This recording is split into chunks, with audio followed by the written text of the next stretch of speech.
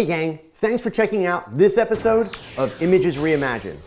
This is where I review images that were submitted by photographers like you, and I give constructive feedback through my eyes and experience, while I try to reimagine the image as if it were my own. That way the original photographer can experience their work through someone else's eyes. This week's photo comes to us from Michelle Ellins in Vaughan, Ontario, Canada. Michelle posted this photo of her adorable 4-year-old niece in my Facebook group. She explained that this was a natural light shot with no additional lights or modifiers. She also explained that this shot was meant to show her niece as Belle from The Beauty and the Beast. Here's the movie poster that inspired the photo. Michelle also shared the following technical details. The camera was a Nikon D750 with a 70 to 200mm lens set at 200mm. The shutter speed was 1/250th of a second, shooting at a fairly wide aperture of f3.5, and the ISO was 200.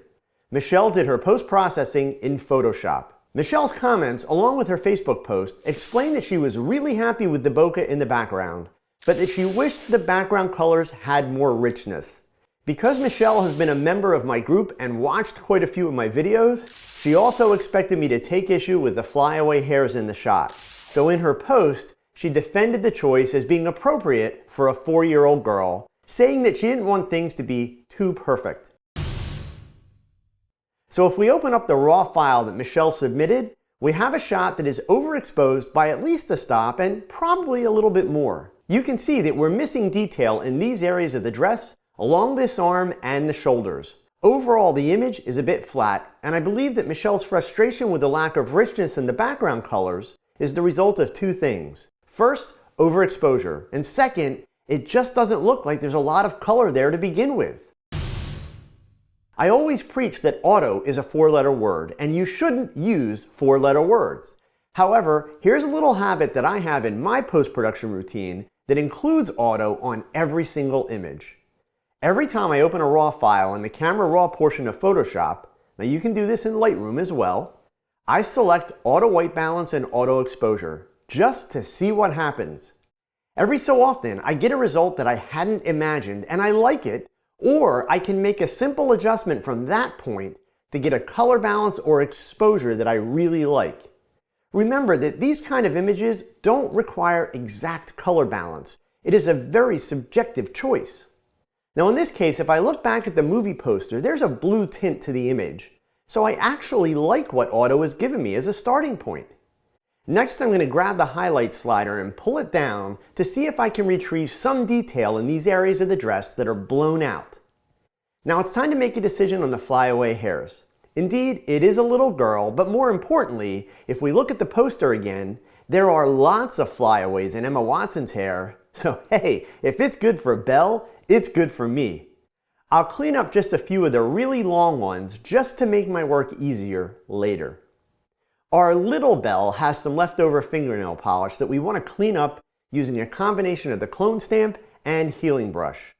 I'm going to do a little liquify work to tone down the fluffiness of the dress just a bit and also to angle her chin a little more. Now this is a posing technique that you hear me talk about a lot.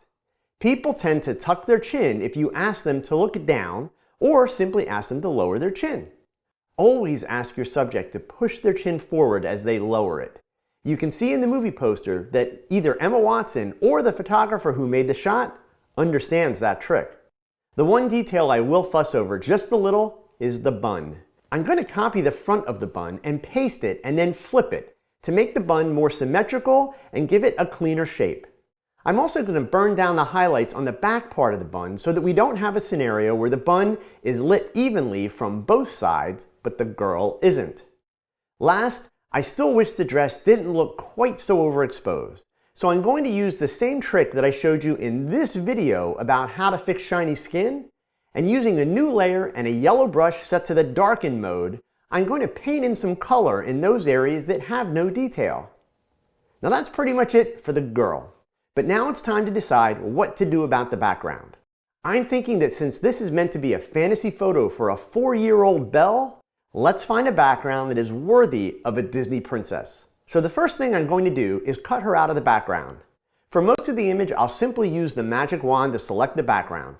I can do this fairly easily since there isn't a lot of detail in the background. Then select the inverse, then modify, then feather by 3, and then Control or Command D to get rid of the background. Then I'll use the background eraser tool to remove the background behind the flyaway hairs. This would be one of the reasons I hate flyaways. For the background, the image from the movie poster has stars and clouds and a castle, as well as the beast, of course. For my version, I'm not going to include the beast. We don't want to use copyrighted material inappropriately. But I'm going to include the other elements, maybe with a bit more of a woodsy or forest feel to it. I went to Shutterstock.com and searched for a dark blue forest, and I found one image that I really liked. Then I searched for blue stars and found these two images. And then I searched for castles and I found this one. Next, I went to the shot of the little girl, and with the crop tool set to 16:9 format, I created the new composition for my final shot. Then I dropped in the blue forest and resized it to fit the frame. Next, I placed the castle and removed the white background. You could do this with the blending option, but there is some white in the castle, so the better option is to mask out or remove the background. Then I placed the first of the blue galaxy images over top of the castle. Then the second galaxy image and merged the two galaxy layers together. Now I'm going to begin experimenting with the different layer and blend modes and opacities to get a combination of the files that I really like. If you would like to see the step-by-step, minute-by-minute video of this retouch, visit my Patreon page. My patrons have access to the full 1 hour and 20-minute behind-the-scenes edit of this image. The link is in the description below. In the full edit video, you'll not only see what I do, but you'll learn why I do it, each and every step of the way. Once I have my background set, I'm going to use the Gaussian blur to soften the detail of the background, and I'm going to use the eraser tool and do a little cleanup on the edges of the princess. And then using a low opacity on the eraser tool, I'm going to create a hint of transparency on the areas of the dress that are made of the tulle material, which is see-through. I noticed that the rose in the movie poster has some leaves on the stem. So I found a stock photo of a long-stemmed rose and used just the leaf to add that little extra detail. I want to point out that I pay for the stock images. In other words, I'm respecting copyrights and paying for the use of the images. In my opinion, this takes nothing away from your work. It's really no different than a portrait photographer buying a printed background and using it to shoot a portrait. It's someone else's image that you are repurposing for your shot legally. Please, don't be the photographer that just does a Google search for an image, copies it, and then uses it. I'm pretty sure that you would be pissed off if someone did that with your image. Last but not least, I'm using a 50% gray layer. I'm going to vignette the edges for some more drama, and lastly, add a color balance correction layer to the image to give it a bit more blue, just like the movie poster. And there you have it, my version of this image reimagined. Hopefully, an image that is fit for a Disney princess. Now remember, I'm not saying that my image is better or correct. It is my vision of this image. You may have a different opinion, and if you do, please share it in the comments section below. But remember, stay constructive. You can say you don't like something, but offer a solution or an alternative. You know, it's also worth pointing out that if I were to tackle this assignment, I would have done the shot in the studio where I would have a lot more control, and I would have planned to add the background from the beginning. In other words, I would have purchased the stock photos, assembled them in Photoshop, and had them sitting on a computer screen as a reference while I was shooting the princess. The approach I would have taken would have been to photograph the girl in front of a gray background. I would have used one flash on camera left with a modifier like a medium softbox placed at 90 degrees to the camera and slightly high to replicate natural light. I would have placed a reflector behind my subject to lighten the right side of the image, and then used a strobe with a blue gel to light the background. Having the blue background will make the blending of the image and the composite background much easier since they're similar colors. I hope you find this helpful. If you would like to have your image reimagined, please follow the link in the info section below. Your image could be my next video.